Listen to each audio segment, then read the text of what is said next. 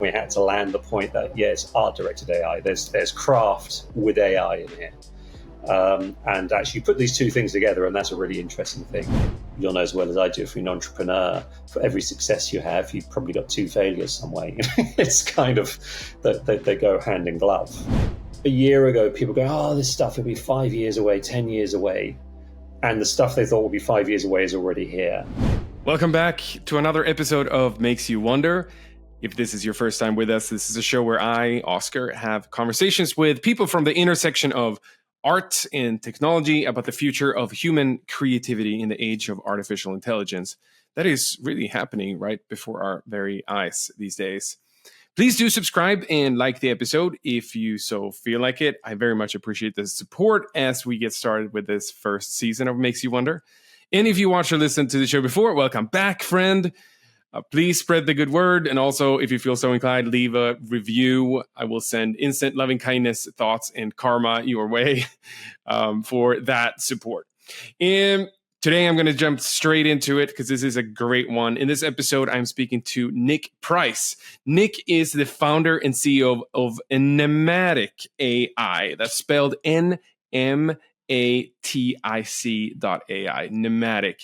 It's a new kind of creative production studio built by producers, art directors, and editors with years of experience from the creative field, decades, I'd say, to harness the power of generative AI for brands and agencies to create images, storyboards, and animatics. It's really a groundbreaking kind of take on a production studio for agencies and brands. And Pneumatic shares a great founding principle with us at Wondercraft as well, which we're going to get into quite a bit in this episode, which is that we want to put creatives in the driving seat to drive new models for the industry and really be part of the evolution of what AI can really become as a tool for great creative ideas and concepts and communication and all of that good stuff. Nick is also an award-winning creative and a very experienced leader in this field in creative production, content operations, with years of experience from roles at Mullen Lowe, Havas, Edison, which is a Swedish company actually, which used to be called Chimney. My brother used to work there. No one cares about that. He also founded Flare, a production platform which was later adopted by Omnicom and lives within their big agency group right now. And his work has been recognized with multiple awards, including Grand Prix in Cannes, Black Pencil, for all these creative achievements. And Nick is also known kind of for pushing the boundaries of what's possible in creative production. And now with Nmatic, he's continuing this journey using AI to deliver innovative solutions for brands and agencies at scale. Nick and I will get into a lot of good stuff in this one, including what we're going to start with is what does art-directed AI really means and why that is so critically important to us and for the whole industry of creatives. We're going to talk about entrepreneurship in the creative industry, how to build creative culture to really build great companies around what you're trying to do, around a mission that is creatively led, and his passion to support new creatives, and which is a beautiful, beautiful sentiment, and his experience buying dusty bottles of Margot for Stephen Fry. This is my conversation with Nick Price.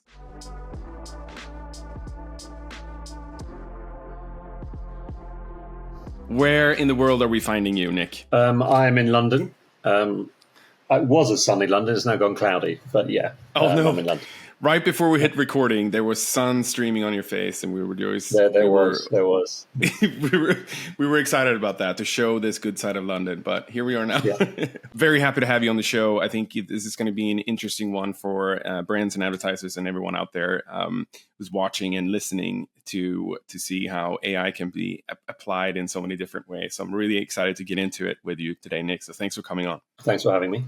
First of all, I'm going to dive into something that kind of stuck with me, a little bit of a detail here, Nick. But I'm a passionate copywriter, and that's a lot what we do at Wondercraft. Everything centers around great copywriting, and I am very, very fond of a hero line that you use on your website to present your new company, Nmatic. Art-directed AI. Let's get a little nerdy here first, Nick. Who wrote this? When? where I want names, and then I want to hear about what is Pneumatic and where what's the genesis of this company? Well, so the art-directed AI, I don't know if that was me or Chris. I like to think it was me. Chris is my chief creative officer. He's a copywriter. He's not a copywriter, though. He's an art director. And we were just looking for, because one of the things, I'm sure we'll talk about this, one of the really interesting things about AI is this kind of binary position that AI is going to come and take everything over, and there'll be no need for humans, and which is, I believe, a total nonsense. And we're thinking, well, if we're going to get into this space, and we all are from what I would call traditional creative backgrounds, we had to land. We had to mix the message. We had to land the point that yes, art-directed AI. There's craft with AI in here. And actually put these two things together, and that's a really interesting thing. So that's where the line came from, art-directed AI, because it actually fundamentally says exactly what we do on the tin, which is what it's all about, really. Well done. It's a great line, and you understand what it is, and I appreciate that. And we're definitely going to get into it, because I think this is one of the most interesting aspects of the kind of the media discourse today, what AI is for us and how it's actually useful. But tell us about Nmatic and how you got started with that. I know it's a fairly new venture that you get going with, but tell us, what is the idea behind Nmatic? So Pneumatic started out really because I was working at Mullen Lowe as a kind of chief production officer over there, and that was a 1-year gig for them, and had my eye, like everybody does, or on AI. And when we talk a bit about my background, I've always, I suppose, for my sins, it's not always been the easiest route, kind of looked at things in a slightly different way and thought, how can you do that differently? Does this work? And why is it like that? And why don't we do it like this? And it's a bit like curiosity killed the cat sometimes. And I was having the same thing with AI and doing what everyone else did, playing around on Mid-Journey and going, oh, wow, yeah. And I was also looking at animatics, because I was thinking, what is the practical use, particularly in Gen AI, within the marketplace at the moment? And obviously, there's all sorts of rights things that people are worried about. And if you work in video, which my heritage has all been filmmaking, Gen AI is not there yet, but it's really close. But where it is, what it does phenomenally well is things like animatics, previs, bringing things to life to the point that it can actually terrify people. I mean, it's really, really fascinating, because when you put an animatic, a well-made animatic, in front of a group of people, they don't compare it to a traditional animatic. They compare it to the actual film.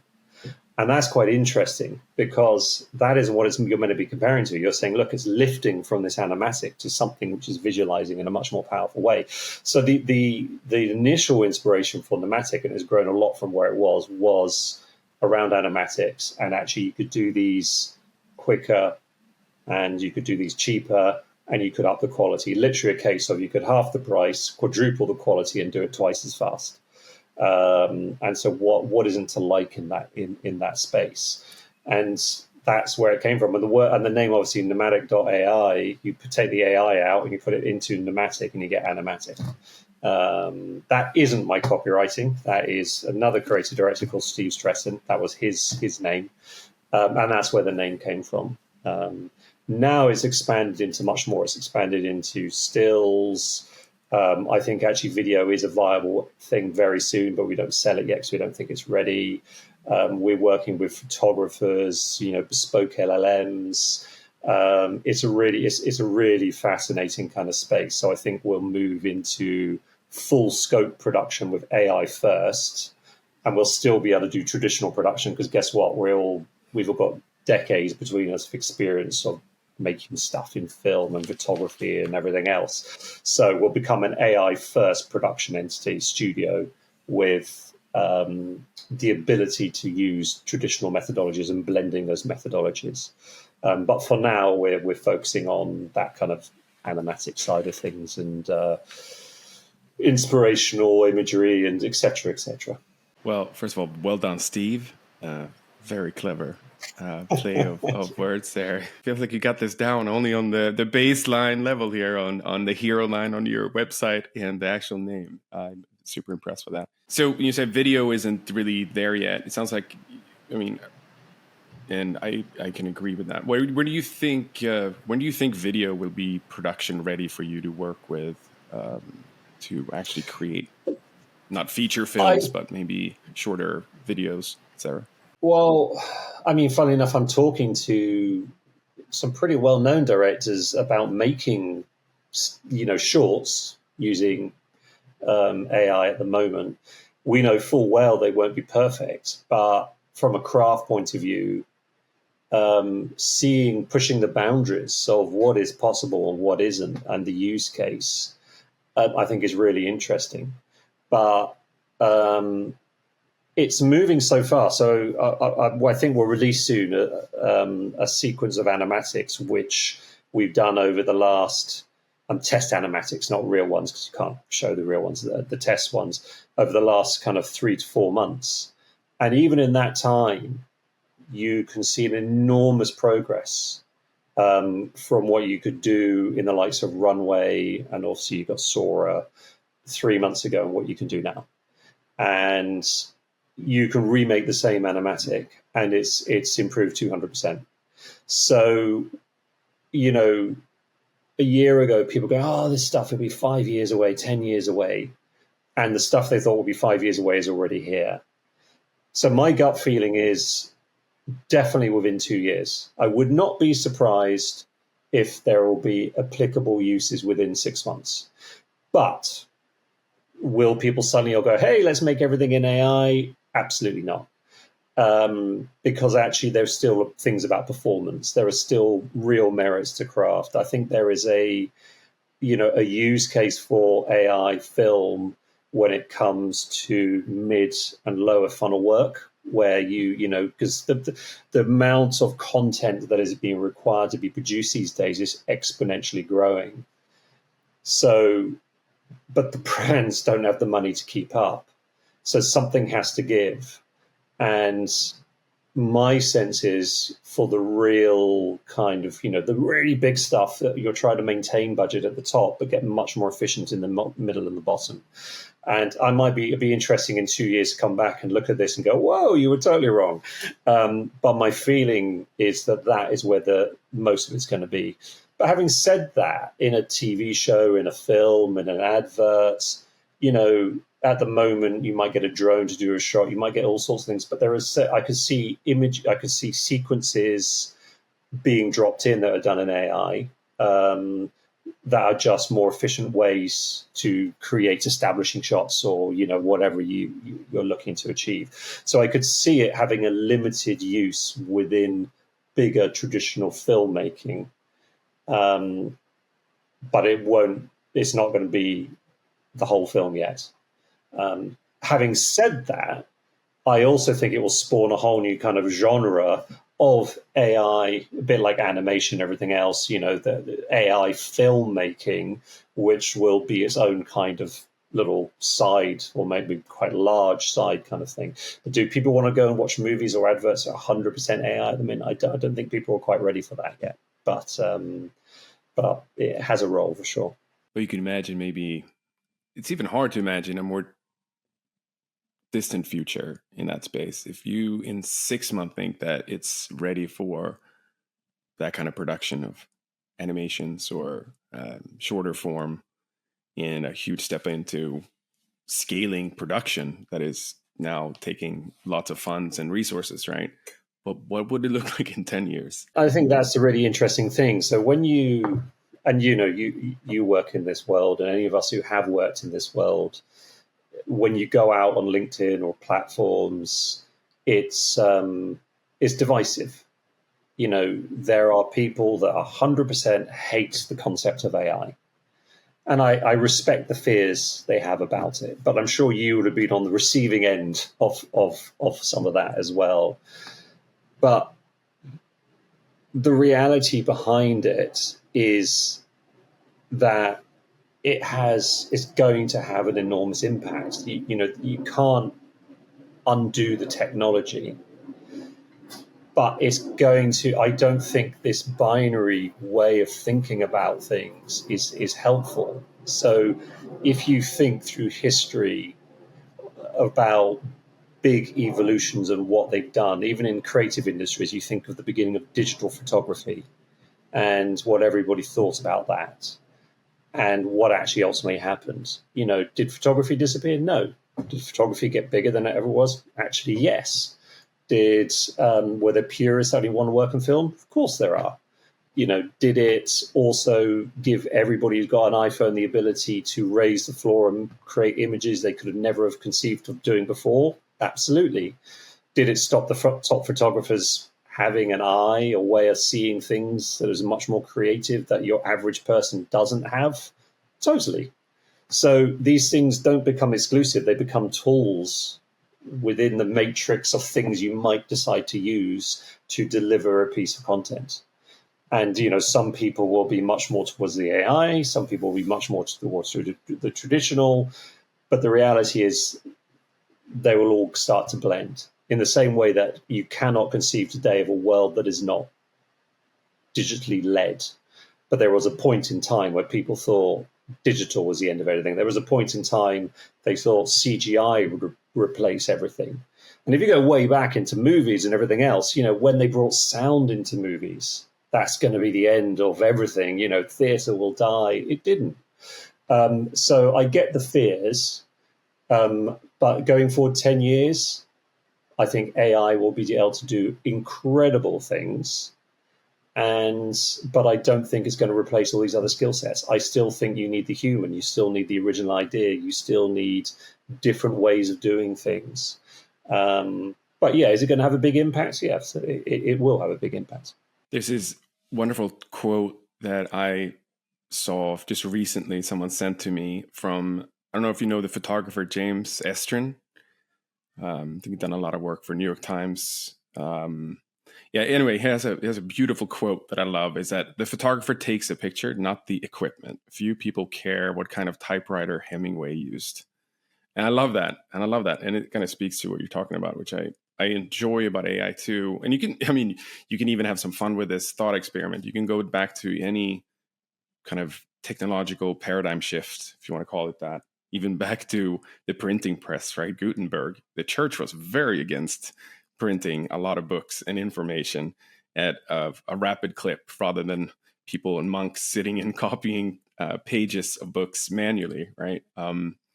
And we used to have rooms filled with accountants sitting with big ledgers and books, and now it's spreadsheets. So it's a lot of those kind of evolutions that just happen. I think with this time around, I feel like AI there's so much,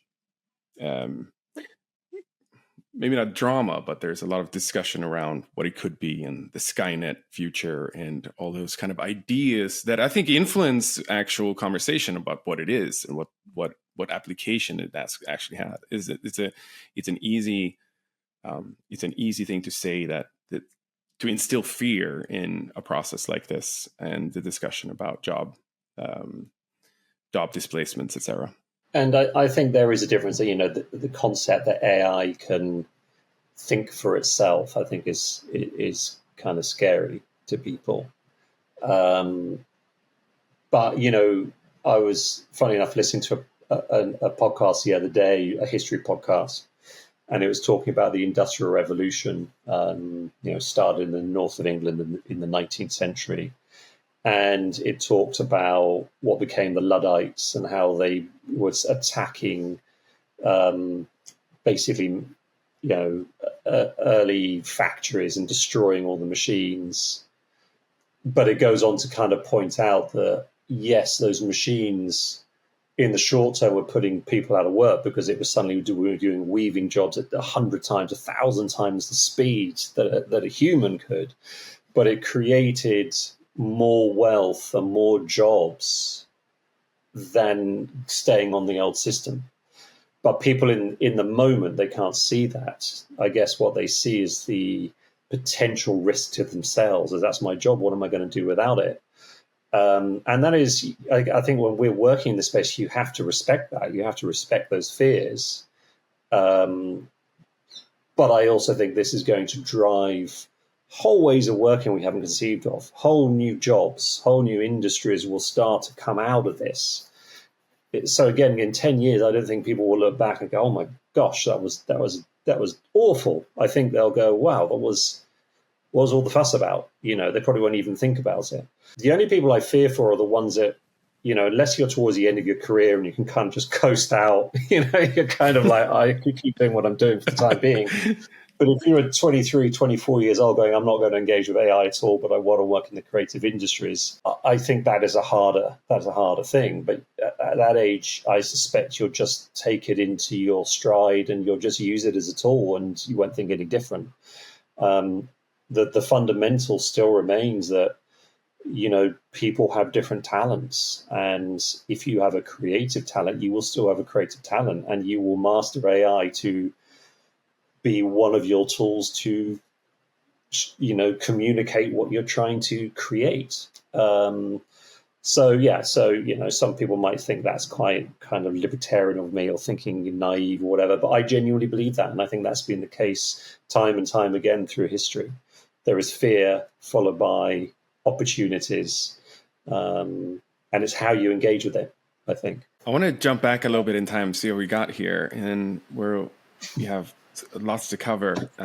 But you have such a fantastic, extensive creative background that I want to dig into. I mean, you mentioned before you worked at Mullen we're at Havas and Omnicom, BBDO, Chimney, which I'm familiar with because my brother worked with them for a bit. Swedish company. Edison. Yeah. But when you got started in your career, did you ever think that this is where you'd end up one day, founding a creative-led artificial intelligence business? Well, when I actually started out, I actually started very young. I made my first film when I was still at university, and I guess I've gone through 3 or 4 big technological evolutions or revolutions in that period.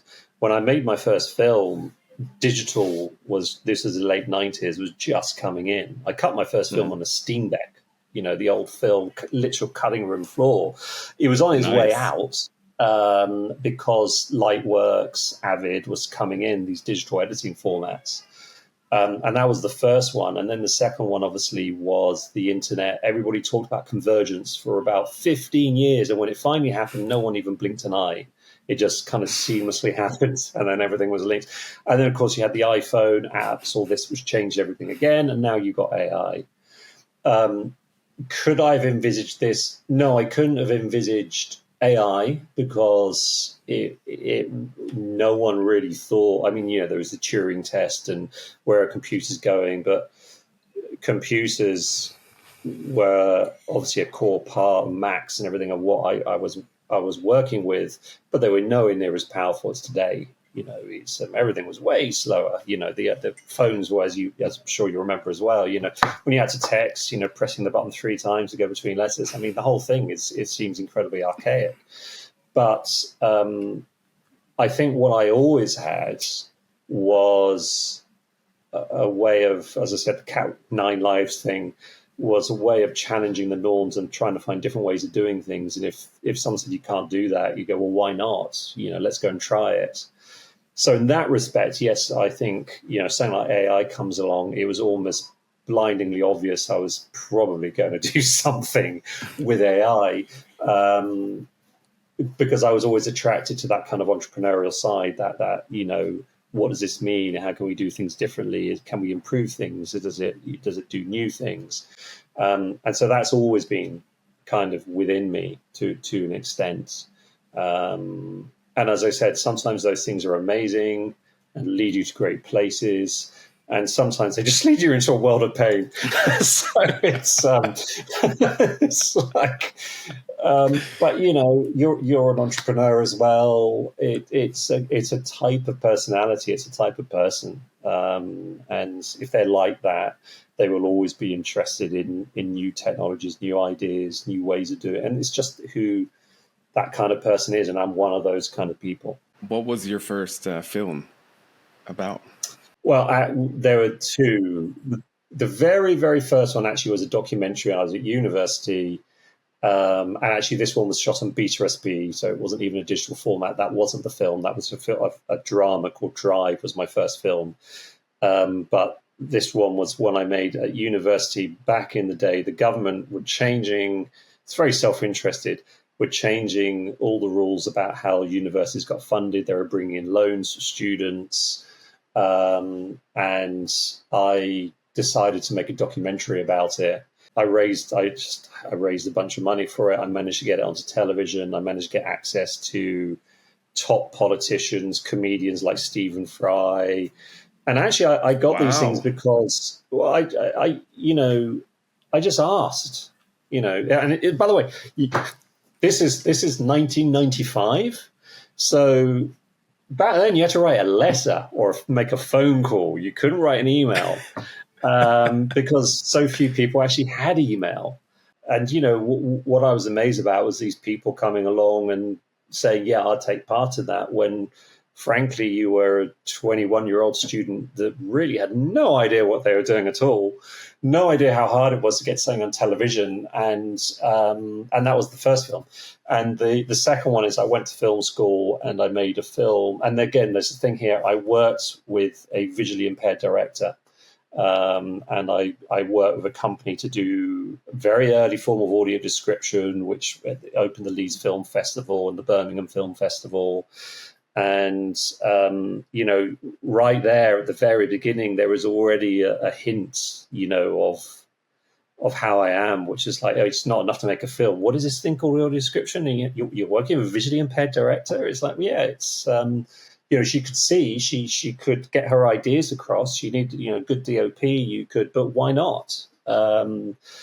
So yeah, the kind of amazing Raina Haig. That was the first film. That was the one that had was edited on a Steenbeck, and I made a bunch of other dramas and various bits. And then I got into making lots of lifestyle shows, film cookery shows, and things like that. So I had nothing to do with advertising for the first 10, 15 years of my career. It was all just making TV shows and that kind of stuff. Did you cold call Stephen Fry?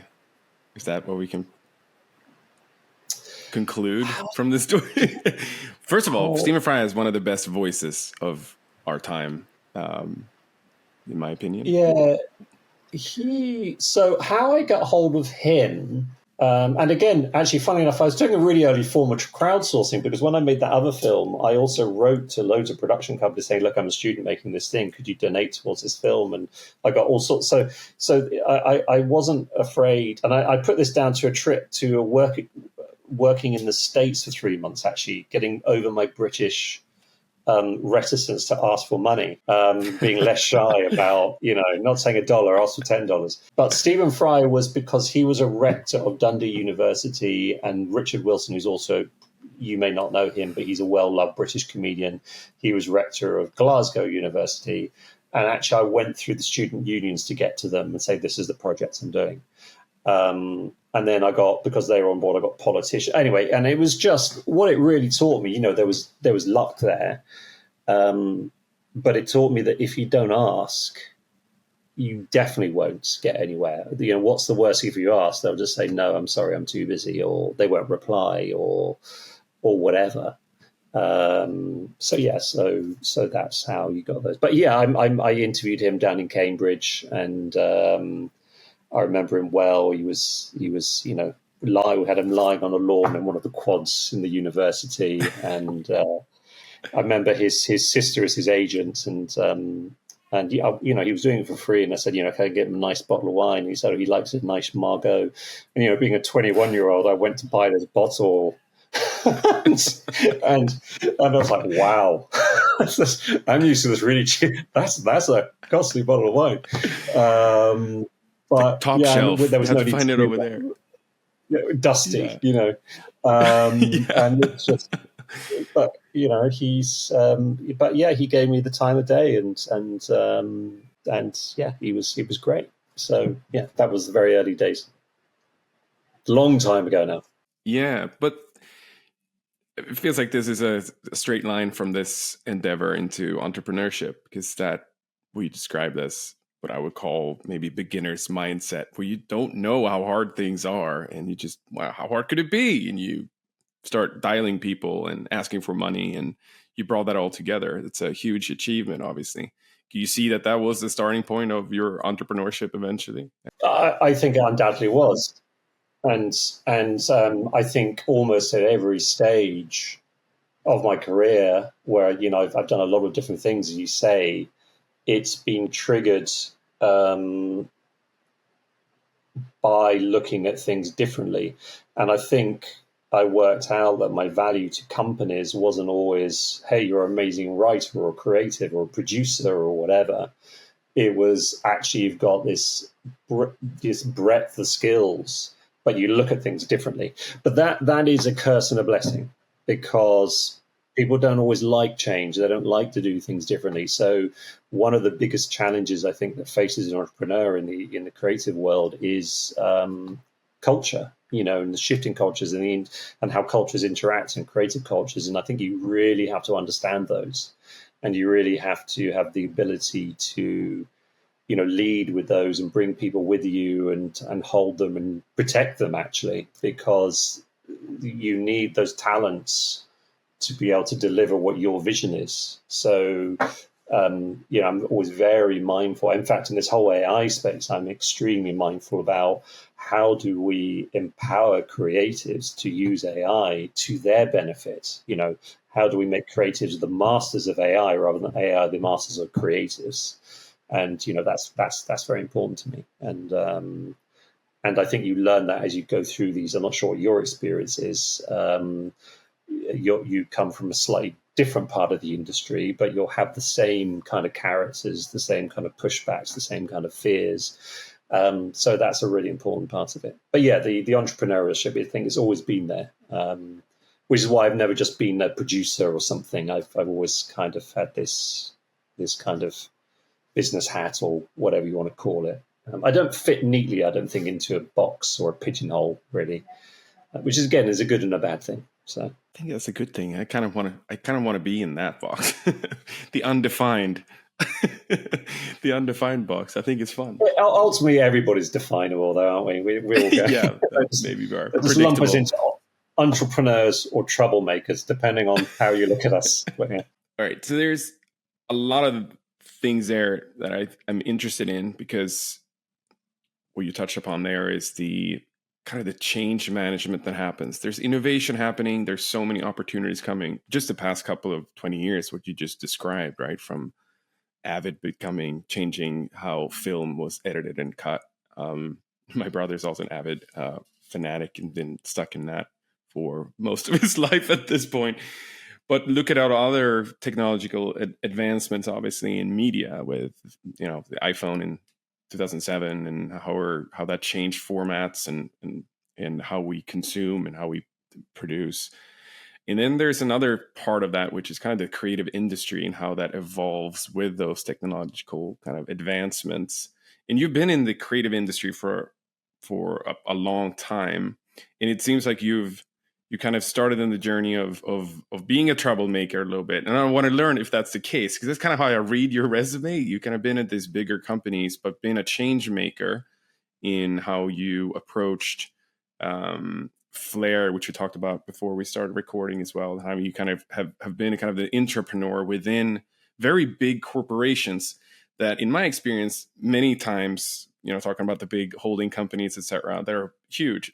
And my theory on this is just the bigger the group of people, the bigger the company of humans, the harder change is, right? It's hard to roll with. And that's what you see that in any company, really, right? A startup can start being the most innovative, effective, agile, innovator in a space, but once they hit a certain threshold of number of employees, things start to crack a little bit, and you start being the incumbent, and then another challenge has come. That's kind of just the evolution of how we work in human tribes and companies, in a way, in my experience at least. But you see that everywhere, right? It's easy to find those examples. What have you learned through that process? I want to learn, like, how you got into these bigger agencies and, being this entrepreneur. What have you learned from that has kind of evolved And you talked about the pains. There's some pains in there, I'm assuming. But what has been the journey throughout these big companies, and how you've been able to kind of innovate within that, and now coming out as your own, and also being a value driver for those companies that you work with now, because now those are your partners in many ways, as I understand. So I think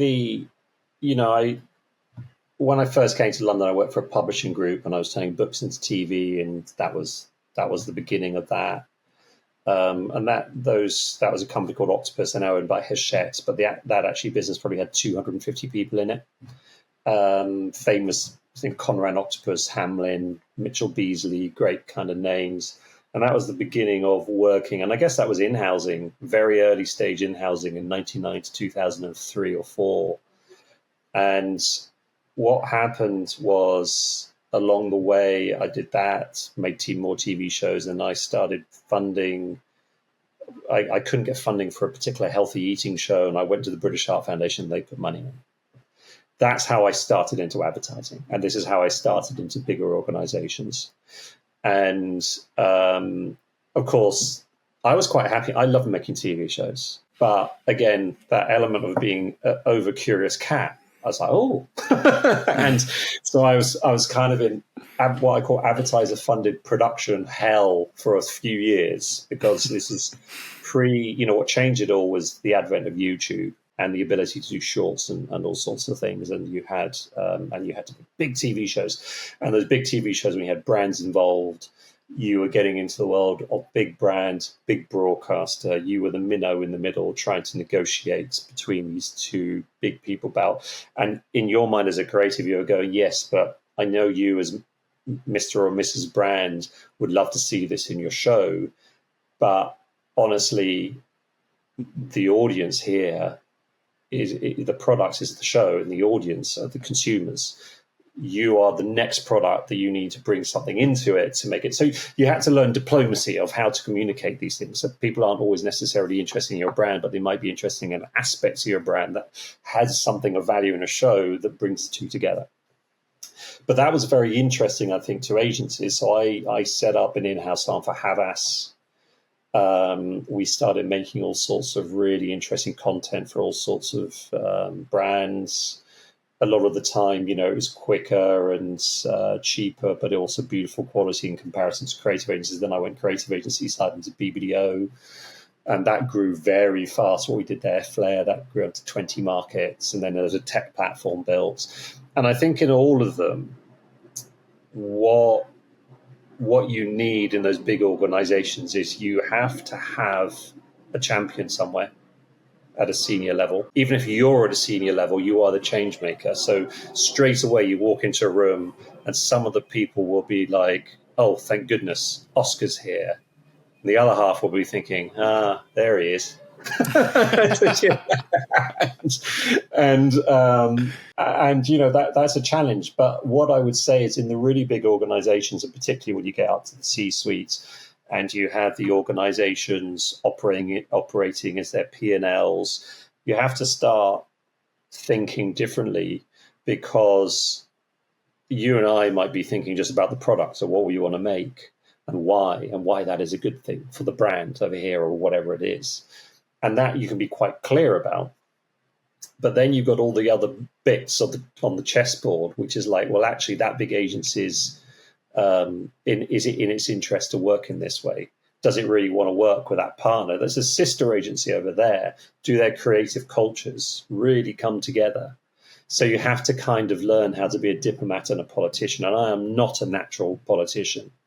But as you said it yourself, when organizations get beyond a certain size, you get a certain kind of person is good at managing a big organization. They are almost never the entrepreneurs, because entrepreneurs don't survive at that level, not because they're not good at it, because it drives them. I think it drives them slightly nuts, and because the way they work probably drives big organizations. It's kind of more difficult. It's just a different skill set. We found things, we establish things, we build things, and then invariably somebody buys them or takes them over, right? And takes them on and we go on and do the next thing. And that's the kind of entrepreneur. in those big businesses, you do have, for want of a better word, sometimes suits. These are the guys, they're very good at the P&Ls, they're very good at all of that stuff. But I also think they can't always see the wood for the trees when it comes to this is how the world is changing. So what they do is they actually, ironically, they don't start these businesses very often from within because it's too difficult. Eventually they go, oh gosh, well, those guys at Wondercraft, they're driving us. We should just buy them, and that becomes easier. And that's that. And in a way, that's a symbiosis of entrepreneurs and big business and the flow. But I think the biggest learning of all was about culture, the different cultures that exist between the different levels of people within organizations themselves, but also between organizations. So when you get into a big group, an Omnicom or whatever it happens to be, the way a media agency works and their culture is very different to a creative agency, very different to a digital agency, very different to a social agency. And so when they kind of bundle all that stuff together and they go to brands and go, this is great, we've got this whole integrated, lovely way of working. The reality is, on paper, it's very easy to write that down and put it on a chart and say, this is what we're going to do. The difficulty is how you do that on the ground, how you actually get those different tribes, again, what the language you used earlier, to work together collectively to the common good. It's very, very difficult to do that.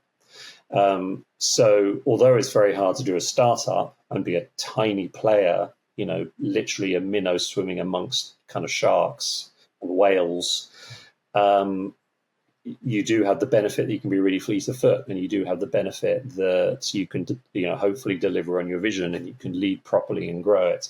The benefit of being in a big organization is you have the scale, you get to the clients quickly, but then you have to kind of get good at the politics of how to bring all of that along with you. Because a lot of people are quite comfortable in their roles. They're like, don't mess this up, don't change it.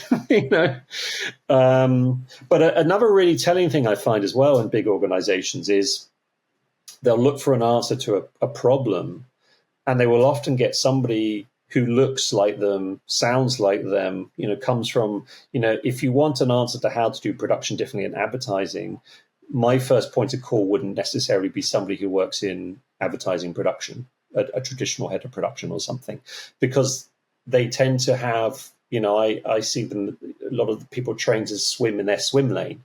This is what they're taught to do, and this is how it's done, and that's what they do.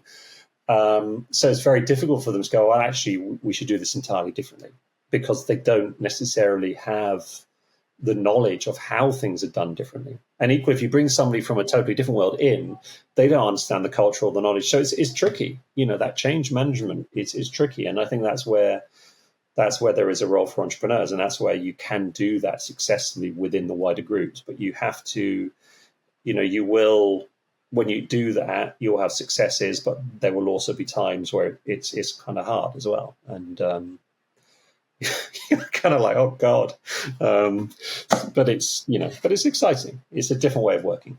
It's that pain you talked about. I really like this. One of the earliest insights to being an entrepreneur was actually when I was at Spotify, when I recognized that just as you say, the strength that you have as an entrepreneur, it's really to make it, is that the incumbents in any industry you go into are going to be slower to change. It is one of the greatest insights to entrepreneurship, in why it's so common to hear, if you're an entrepreneur, it used to be at least, well, Google can do that in a day, right? Or there was also when I worked out in Silicon Valley for a while, it was also the naysayers would always say something about the fog, the fear of Google. They could always do something to build whatever you're doing, but they won't. And I learned that at Spotify, because at that point there were so many different music projects out there. Even when I moved to the US, there was too many that people don't even remember anymore, like Groove Shark and Rdio and Rhapsody and Moog. There were so many music startups.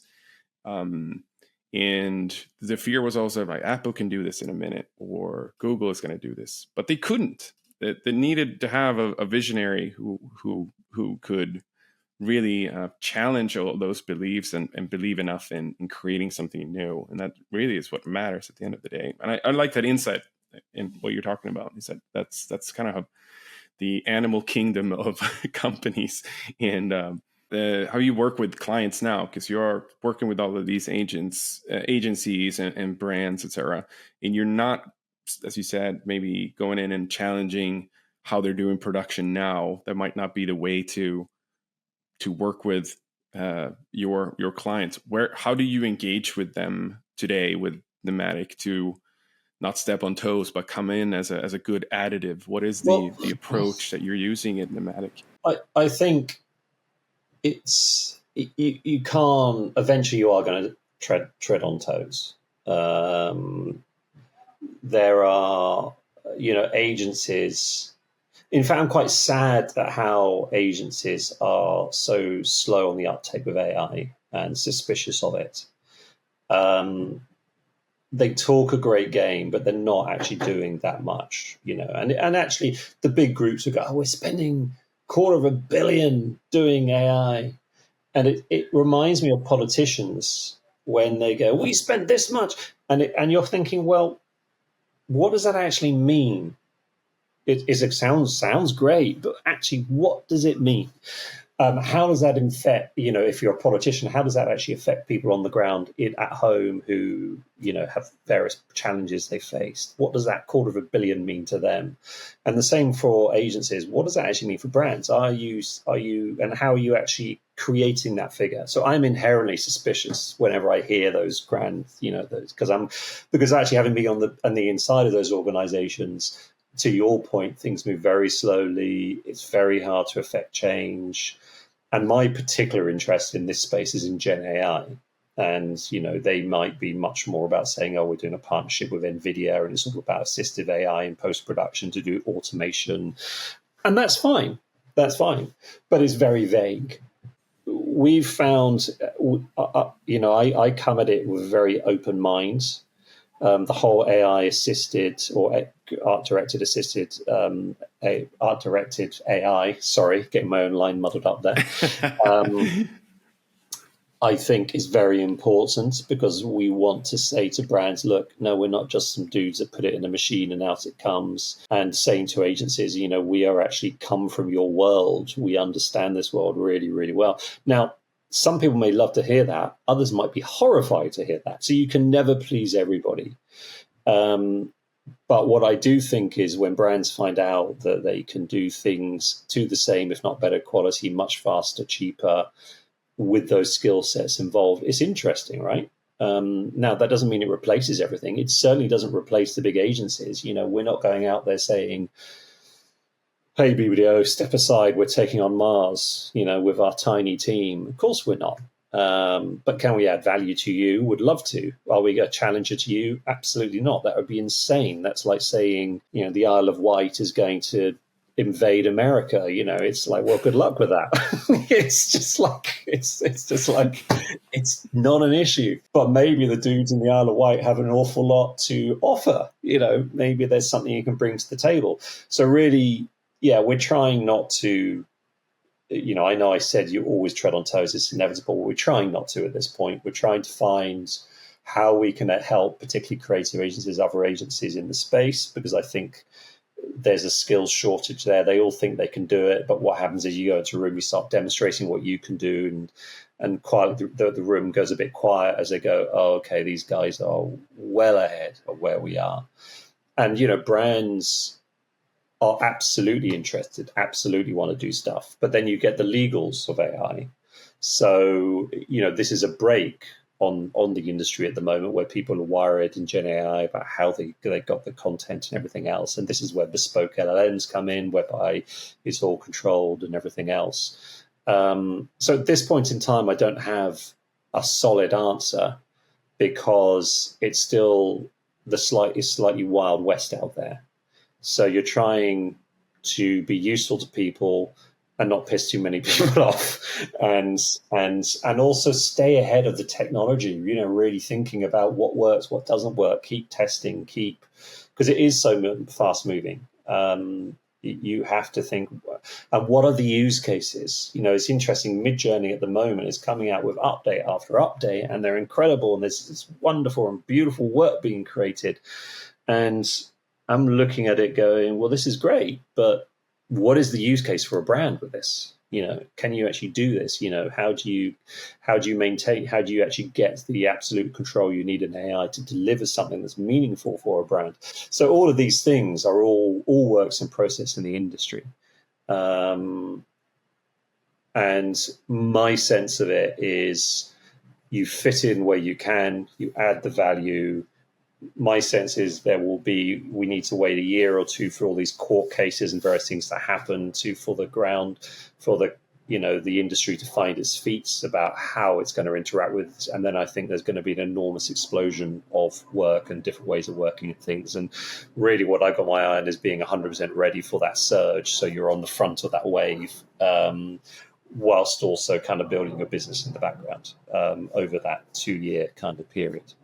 And I have no idea where the court cases will go with Midjourney or Stable Diffusion is the big one and stuff like that. But again, it did inspire thinking from my point of view and my team of how you do things differently. If that is an issue, if the legals do become an issue, how do you approach this market? The technology that enables you to do stuff.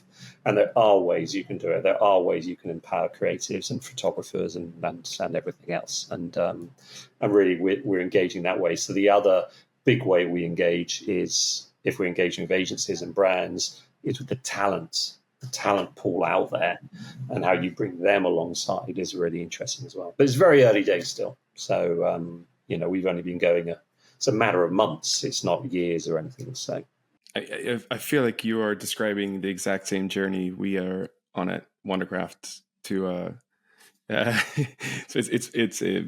it feels encouraging to hear it from your end as well. But we've seen an incredible shift in just the past 6 months when we launched in February, and there was a little skepticism because it was just new, right? It's a novel idea. And what we're doing is really focusing on a use case led tool. So say it's an audio studio, an audio production tool. That's just AI empowered, right? It's not really, we're not trying to lead with the AI for it. It's just enabling what we're doing.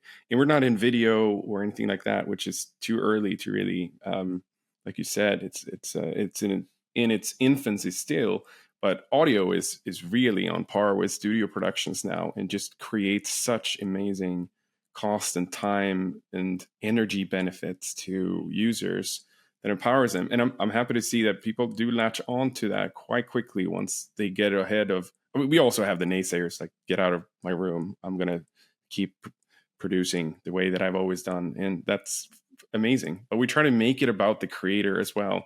We're living a little microcosm of what you're doing, which is a way broader kind of creative scope. We're in audio, and it's producers who sit and cut in Pro Tools usually. But now we can enable that for more kind of prosumers and companies as well, and brands to be able to innovate within audio and sketch with audio for the first time. So that really resonates with me, and I have the same stance on it. I think when people get out of the hurdles and start seeing that this is going to be an obvious for the future in many ways, I want to be ready for that too. It's fascinating. It's interesting though with the AI thing. I think it's just the times we live in that it's such a loaded word, right? It's the hype phase of AI is certainly here, and it's a reason why, I don't know, but something silly like 460 plus Fortune 500 companies talk about AI in their earnings calls, but a few of them, I mean, how many of them are actually applying it or using it in any way, right? But it's a signal of the times that we're in, that they talk about it a lot, and now they're trying to navigate it. But most of them, a vast majority, are quite early in that exploration in many ways. Yeah, no, I think that's right, and I think and AI is so broad, isn't it? So yeah, in a production world, assistive AI, automation tools, all of that kind of stuff. Actually, it's already kind of is here. When they say you mustn't use AI, it's like, well, I think you're fine if you're using Adobe or they're already using these tools. Yeah, and Netflix, whatever it is. it just makes things quicker and more efficient. But yeah, but I think we are in the basically the foothills of what it will become. And there's a lack of rules. There's certainly a lack of knowledge. There's a fear, an unfounded fear, actually, I think. But it's also monumentally exciting because I think for those of us working in it, you're like, okay, we can see how this can impact the good stuff it could do. So I think that's really interesting. You talk about culture as well as a huge takeaway from your journey here. How are you building the culture at Nmatic now with your team to kind of build a company, build your company culture around what you're doing? Yeah, so I suppose there's a lot about transparency. There isn't really hierarchy. I think using the words "don't like" is wrong because it's not right. That was terrible English. I'm not a fan of sycophants. I'm not sure how you find it, but if you're often the one that's got these ideas and you're doing, and people get used to that, you need people around you that kind of go, Oskar, wait a minute, you want to do what? And maybe not in a good way, challenge. You want people to feel free to challenge, to bring their own ideas. That's really, really important to me. And also, we really fundamentally believe in empowering creatives and finding the models to do that. Because the way we will win is by having the best creatives involved in what we do and making sure they are well looked after, both from a point of view of the legals and how the industry is working, insofar as we can, and how they're remunerated and everything else, and to kind of show that way forward. So for me, it's all about inclusivity. It's all about being able to have a voice. It's all about, really, sure, there has to be one or two people leading, but I'm not a fan of the hierarchy, and I am not a fan of politicians. I think, particularly, you can't have a politician in a small business, but I've seen that in big organizations, and I think they don't help the big organizations. They fundamentally, like so many politicians today, they're the ones that are publicly minded and want to do good, and then they're the ones that are kind of think about themselves and their position and everything else. I'm more on the publicly minded group than the self-promoters. So I think the culture has to be around that. And if I could get to one thing I wanted to do when I was at BBDO and I did Flare Studio, I was trying to build this thing called the Foundation, which didn't actually fully get off the ground. We did some cool stuff, but it didn't become what I wanted it to, which was this idea of actually every time a client buys a production or does something through that platform, they add a percentage fee on top, which is voluntary, which goes towards training the next generation, goes to finding talent, and some of that can be directed at people that don't get the opportunities, and some of that could be open to anybody, because also at the same time, I believe any form of exclusion is an exclusion. So if Scorsese happened to come from an upper middle class background, you probably want them making films. But at the same time, I totally accept there are certain people that just maybe don't know how to ask, don't know how to push through, but they're really passionate. And if you can help them, and I've benefited in my career from one or two people giving me the Stephen Fry, I guess. He didn't have to do that. Not that I think that helped my career in a big way, but people that do things for you that they just didn't need to do. They did it because it was an act of altruism, and I think that's really important to give back. And if I could be, if Pneumatic became really successful, I'd be 100% going, I want to create that foundation. I want to, eventually have hundreds or thousands of people that are benefiting from something. So I think that's I kind of come from that kind of background. So that's my culture, I guess. Yeah. And trying things, just try things, do things, if you don't try, you won't get anywhere. And also, if you fail, don't be downcast, because it's about learning the lesson from the failure. You'll know as well as I do, if you're an entrepreneur, for every success you have, you've probably got two failures somewhere. It's kind of that they go hand in glove. You have to keep trying. That is wise words indeed, and I think that's also an insight that most people miss out on because we always just celebrate the successes all the time, right? Around us, there are that's just a tip of the iceberg of a mountain of disappointments and failures in many ways. Yeah, and the difference between success and failure can be wafer thin, and also, you look at people that have climbed the mountain to the very top. There is a chunk of that's talent. There's a whole chunk of that's luck. Yeah. And I think, and I wouldn't see myself as being on the top of the tree, but I think those of us that have done well in our careers, it's worth reflecting on that. It's as you can see, I'm not a big fan of the ego either. So I think I think that's important as well, to be able to see that bigger picture and realize that even if you have done well, there'll be other people in that journey with you that will have facilitated. That's important. Sorry, I'm sounding like a hippie now. No, I like it. I like it. I agree with you. This is a very agreeable podcast episode, but I agree with that a lot. I count myself always very, very lucky. You end up in your situations where I always said, like, say yes to things that scare you and all those kind of cliches, but I think those really matter at the end of the day, to kind of create some lucky opportunities and going to learn amazing things from it.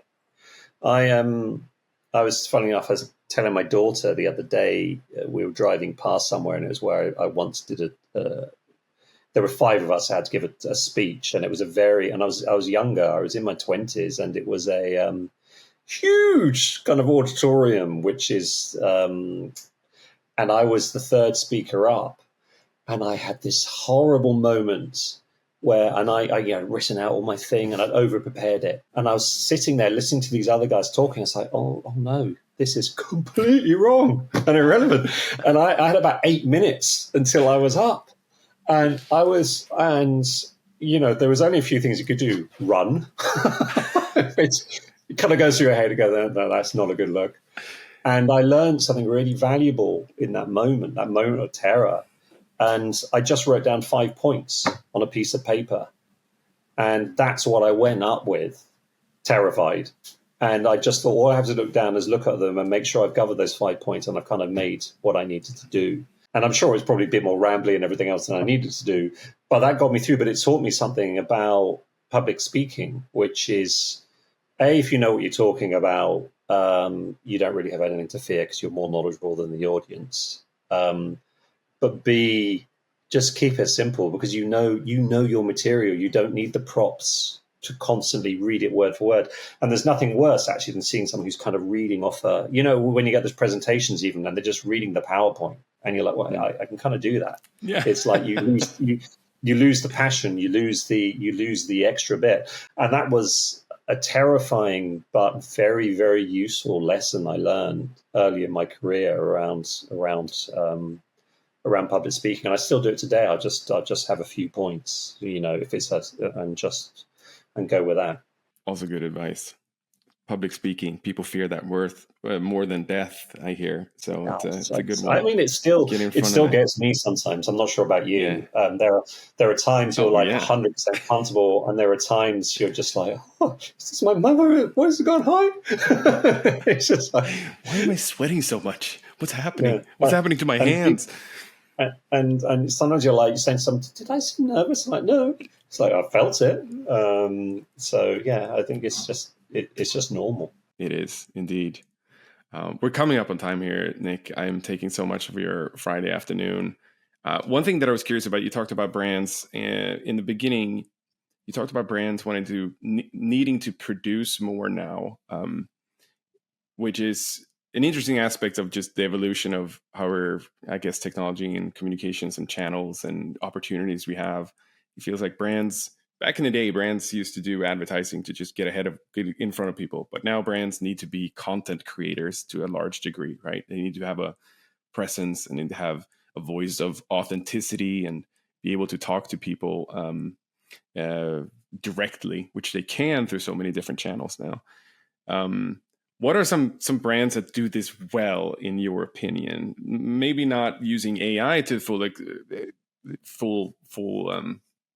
capacity, but or maybe there are great brands who actually are doing a good job of this. What are some hero brands that you can think of today that do storytelling really well, authentically, that speaks to you? I'd probably have to give more thought to that than I could give to give you a proper answer. But I think the ones that remain authentic to their foundations are really interesting. So I think it's easier to see when people get it wrong than when they get it right. When they're trying to play a role that's almost worse, so you lose the authenticity. But interestingly, a brand I think, from my perspective, I could probably barely ever sell to would be Dove. Because, Dove, on the one hand, you could do all this stuff in AI for Dove, different body shapes, skin types, everything else. But they are all about the authenticity of being, comfortable in your own skin in reality. And, obviously the product they sell that goes around that. And I think they've kept, tight on that. As I said, that's a very hard sell for me in AI. It's like, hey, let's make a fake person. That's not you can't. If the moment they did that as a brand, that would actually be, it would be remiss of me to say, yeah, of course you could use it. It's like, no, your brand equity is so invested in this. It has to be 100% real women, even though you could recreate those real women in all sorts of ways. It has to be the real deal. So I think they remain true to that, and that's interesting. I think I did a lot of work for Essity in the early days. Blood, red. This was the thing. We don't think about it now, but do you remember back in the day, periods were always shown as clear blue liquid? Yeah. Yeah.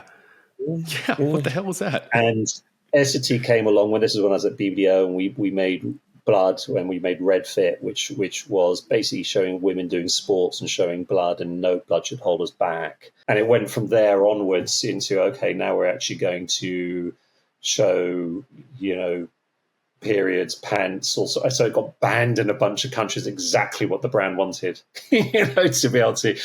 And they've kept true.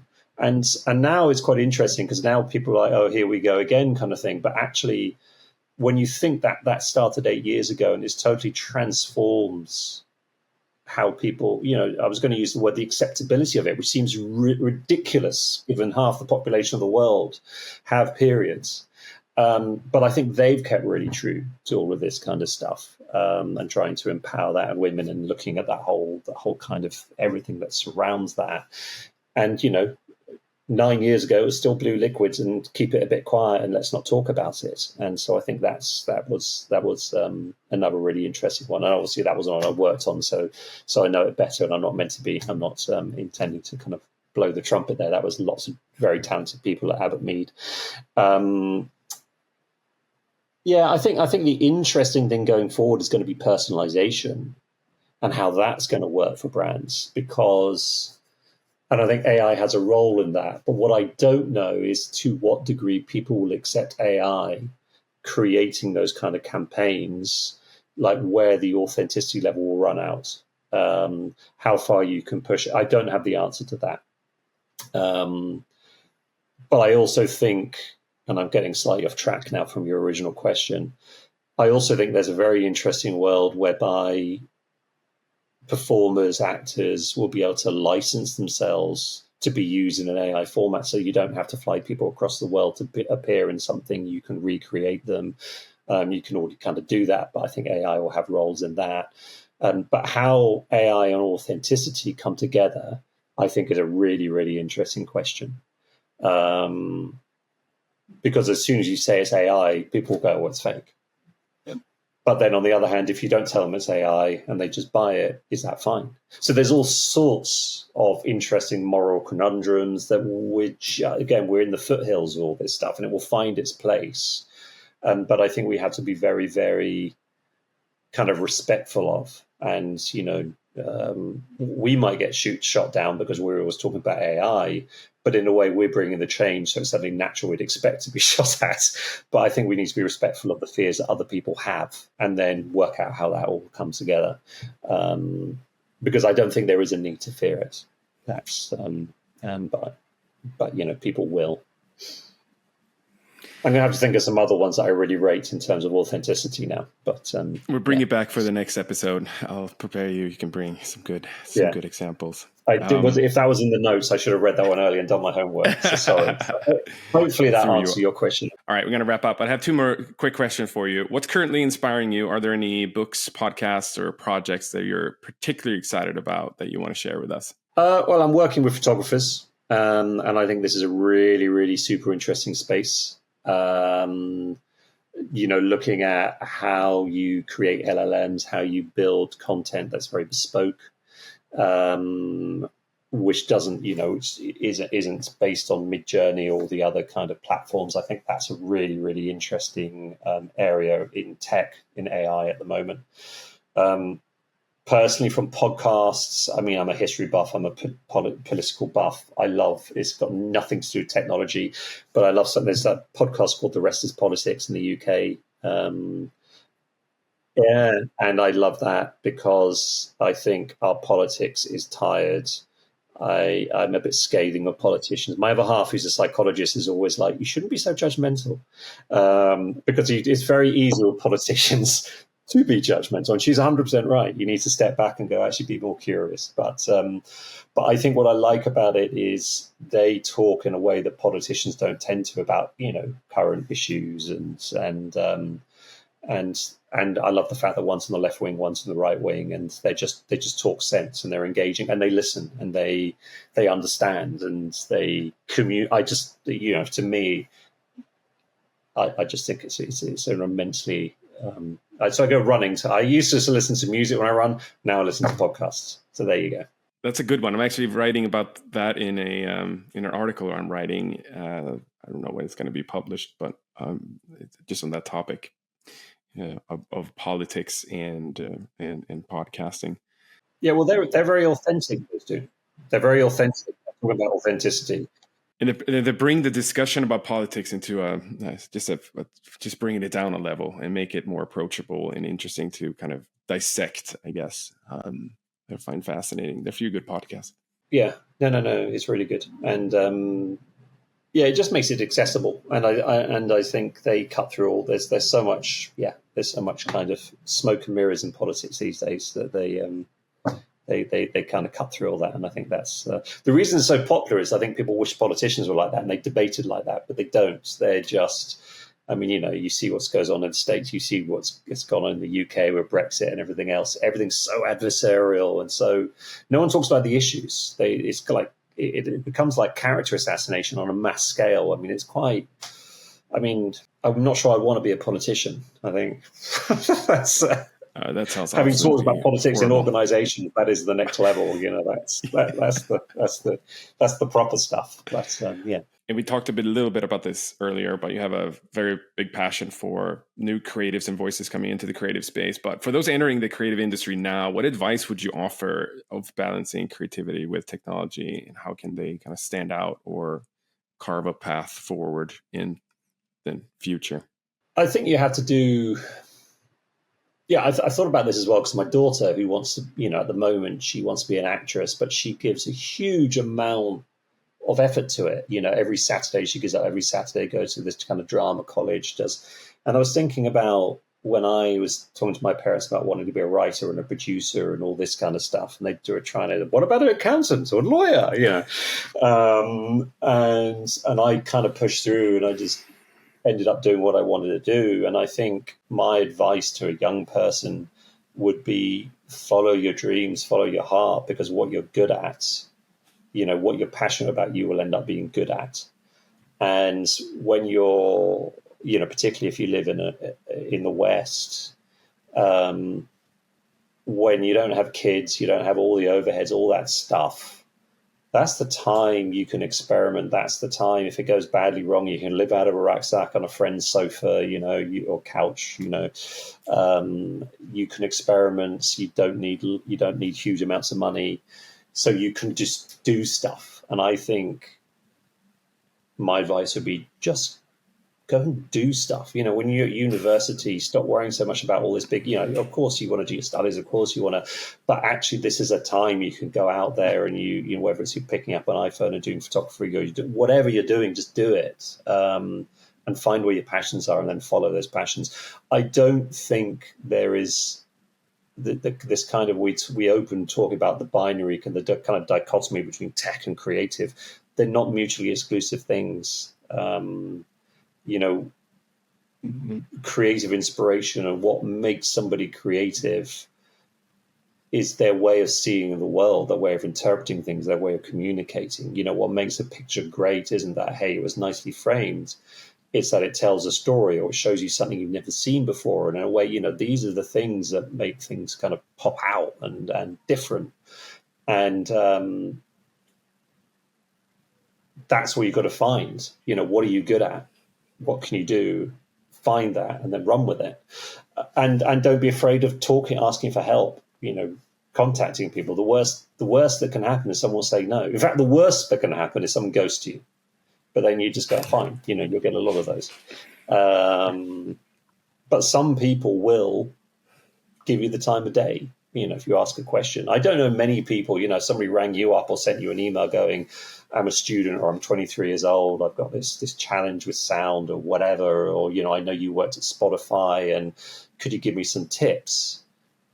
I suspect you'd just send them an email at least. You might have a call with them, because they bothered to find out who you are, why you may have something to give them and vice versa. So I think go for it. Don't worry about the noise. Find what you're passionate about and chase it and just start doing it. And don't be scared to fail, because you can fail many times, but as long as you're learning lessons from it, you'll get good. Beautiful words beautiful words to wrap this up, Nick. Seriously, go create. It's going to be the big headline. I really appreciate you coming on. Thank you so much. Lovely to see you again. We got to run this back at some point and see how things have evolved. And I'm so excited to follow along in Nmatic and what you're doing. I think it's really paving the way and pioneering something that is super, super exciting. Yeah, well, we're raising money at the moment. So, if we get that, then hopefully there'll be a lot to tell. And if not, I'd be like, it's all about failure. Well, yeah. Hey, don't be afraid to fail. Don't be afraid to fail. No, amazing. I think that's an important lesson. Yeah. Nick, thank you so much for coming on. We're gonna have now what's gonna happen, Nick, is that AI Anna is gonna read us out. So thanks everyone for watching or listening, and I'll see you on the next episode of Makes You Wonder. Thank you for watching and listening to Makes You Wonder. If you enjoyed this episode, do us a solid and hit that subscribe button on Spotify, Apple Podcasts, YouTube, Amazon, or wherever you get your podcasts. For extra karma, please share with your mom and your friends too. Makes You Wonder is made with love by Wondercraft, the AI audio studio for brands and creative teams. It's hosted by Oskar Sarander. You can find Oskar on LinkedIn, X, and Threads. Links in show notes. This episode was produced by Alex Hughes Morgan. It was edited by Zaina. A nice young man named Dimitri from Wondercraft was the executive producer. Learn more about Wondercraft at Wondercraft.AI.